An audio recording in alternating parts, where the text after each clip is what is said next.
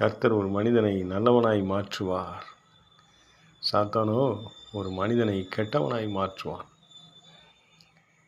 தேவ சமூகத்தில் காத்திருப்பது தேவ சித்தம் நிறைவேற்ற உதவும். நம்முடைய எதிர்காலத்தை குறித்து அறிந்து கொள்ள தேவ சமூகம் நமக்கு உதவி செய்யும். தேவ சமூகம் நமக்கு ஆறுதல் தரும். தேவையானது ஒன்றே, தன்னை விட்டு எடுபடாத நல்ல பங்கு தேவனின் சமூகம். தேவனுடைய சமூகத்தில் ஆனந்த மகிழ்ச்சி உண்டு. தேவனுடைய சமூகத்தில் வியாதிகளை குணமாக்குகிற கர்த்தருடைய வல்லமை உண்டு. தேவ சமூகத்திலே வழிகாட்டுதல் உண்டு. நல்ல வாழ்க்கை உண்டு. தேவ சமூகத்திலே நித்திய ஜீவனுக்கு ஏதுவான செயல்பாடுகள் உண்டு.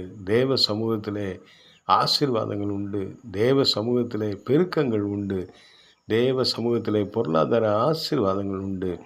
தேவ சமூகத்திலே காத்திருப்பது அவருடைய எல்லையில்லாத சமாதானம் வாழ்க்கையில் நிரம்பும்படியாய் செய்வார். கர்த்தர் நல்லவர். அவருடைய சமூகத்தில் காத்திருக்கிற ஒவ்வொரு பிள்ளைகளுக்கும் ஒரு ஆசீர்வாதத்தை கொடுக்க வல்லவராக இருக்கிறார். என் சமூகம் உனக்கு முன்பாக செல்லும் என்று சொல்லுகிற தேவன் நமக்கு முன்பதாக கடந்து சென்று நம்முடைய பாதைகளை செவ்வையாக்குகிற தேவன், கோணலானதை நேராக்குகிறவர். கஷ்டமான காரியங்கள் எல்லாவற்றிலும் கர்த்தர் நமக்கு முன்பாக இருந்து நமக்கு ஆசீர்வாதத்தையும் பாதுகாப்பையும் பராமரிப்பையும் கொடுக்கிற தேவன். அவனின் வாழ்வில் எல்லை எங்கிலும் அப்படி சமூகம் இருக்கும் என்று சொன்னால் நம்மை ஜெயிப்பவர் யாரும் கிடையாது. தேவன் ஒருபோதும் கைவிடுகிற தேவன் அல்ல. அவர் நம்மை விட்டு விலகுகிற தேவன் அல்ல. இஸ்ரவேலை காக்குகிறவர் உறங்குவதும் இல்லை, தூங்குவதும் இல்லை. அவருடைய கரங்கள் நம் மேல் இருக்கிறது.